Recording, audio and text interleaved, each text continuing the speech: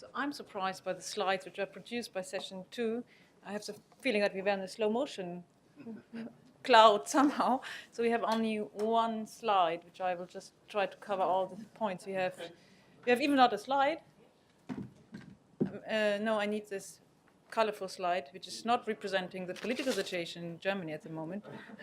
So this from the EMA's point of view, this is the EMA HTA procedure that has evolved and its draft, and we'll have further comments on it. Exactly. So although Judith gave us a lot of questions for our session, we were not such a good class. We didn't work on that question. So we started with other things. So you see in the red, on the red column, let's say, how to start the procedure. And this was the question we got stuck in the very beginning already. So how to start the procedure, no one knew really, even I didn't know how to start the parallel scientific advice.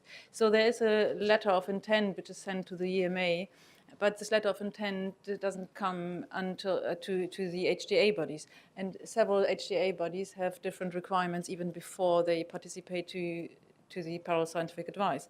I can just say from the GBA point of view, there is certain criteria to evaluate only certain drugs. So some drugs will not be evaluated in the AMNOG process. So therefore we need, before we can give our go to participate, some more information about the drug itself. And then we pointed out that this information, what kind of requirements for the different processes in different countries for each HTA bodies might be different. So we said that we should collect all the data, which criteria have the different HTA bodies in these different countries. For instance, are there fees required, or is there a certain time slot? Are there certain formulas to be filled in before we get a scientific advice? For instance, in Germany, it's like this, that you have to go through national advice before, just as an example. So these kind of data has to be collected and made transparent, either published on the EMA webpage, or let's say to have a collection of data in sort of table which can be provided for the companies who might ask. So this is the pre-notification phase. So there was some unclarity how to start and how to know how to start this phase. Then there's a submission of a pre-briefing book, let's say, and the first telephone conference where the company and also the HTA bodies and the EMA will just have a first look at the briefing book and give a feedback to the company which information is missing, or let's say where is clarification needed. So this is the first time where all the players interact with each other and get to know each other and what might be the points to discuss. And after this, so I'm here with the gray column, date -25 to -15, and then the company starts to prepare the briefing book. Here comes the question, which kind of question has to be asked in this parallel scientific advice? So is there also questions to put like quality or preclinical data? And as we had heard in the morning, that there's a very limited time to discuss maybe controversial issues. So the company has to think whether they have to put these questions into this scientific advice, because HTA bodies will not comment on quality questions or, let's say, statistical analysis, for instance.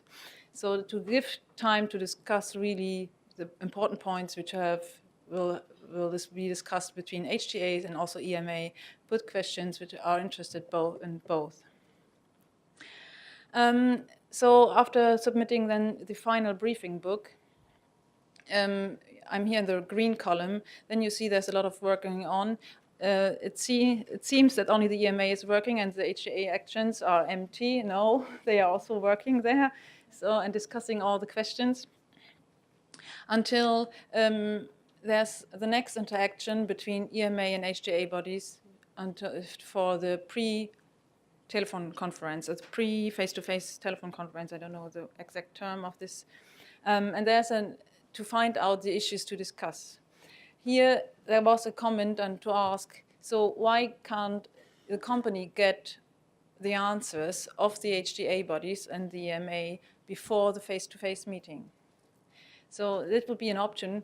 Maybe it was discussed. We don't know if we can implement this, because for companies they are completely clueless what might be the answer of the HTA bodies. So, and they are confronted only in the meeting with the answers. So they can react a little earlier, what might be the answer. So we have to discuss if this might be possible or not. After the face-to-face meetings, the minutes are produced by the company, and the company has to, let's say, put the positions for each HTA body separately. The scientific advice letter of the CHMP comes in an extra letter. Here came one comment that there was the wish for more interaction of the HTA bodies. They have more comments on the minutes on what the company was producing. And for the HTA bodies, we don't get the letter of the scientific advice of the CHMP. So might be that is also a possibility for companies to send afterwards the CHMP scientific advice letter also to the HTA. But this is owned by the companies, and this is free. They are free to send them to the HTA bodies.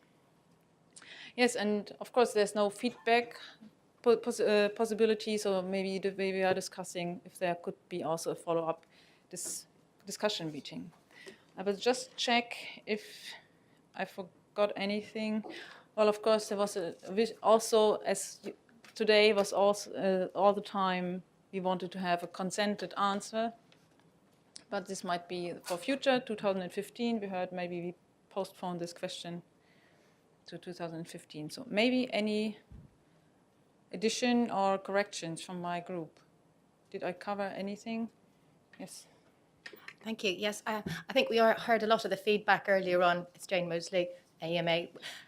We heard a lot of feedback from FPA about publicising the draft procedure that we have already, how we standardise, how we simplify, how we show value, that we clarify the non-binding nature and the confidentiality. I think we can certainly take on board all this feedback, and certainly we can, as part of the outcome of this workshop, publish the draft procedure that we have at the moment. We'll consider formal consultation potentially as well, and how we, but also going forward, how we optimize this in the future. For example, should we have shorter timelines? Could we consider dispensing with the pre-validation phase? I think there's lots of different things that we can further optimize, but certainly the first stage is publishing the draft procedure that we have at the moment. Thank you very much. Did you cover in your discussion the processes and procedures developing in the joint HTAs done by the HTAs in UNETA and now going into SEED? Yes, this question was also asked. Could we harmonize these both procedures? Maybe that they could align for timelines and also maybe templates used. So I couldn't answer yet because we are just starting to harmonize. So, well, maybe you can have after a feedback after SEED or even earlier, you can put the Jane. Yeah, I can add to that and say that we will be with the SEED consortium, be looking at how we can manage and put together a draft procedure between EMA and SEED, and to make it feasible for companies with sort of common documents and common timelines and a focused meeting, and really looking how we can work with the SEED consortium. Francois potentially, I can't see where he is. There he is, if he's going to comment as well. But certainly working very much with the SEED consortium, and has to optimize a common procedure and timelines.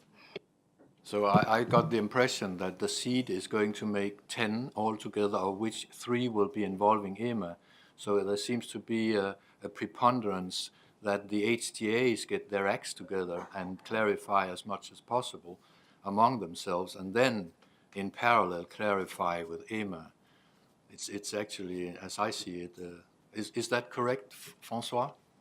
Yeah, just to say about the numbers, among the 10 early dialogue, there are 7 on drugs. So out of the 7, 4 HTA bodies at HAS premises and 3 with the MA. So about half. We can do 3.5 early dialogues together.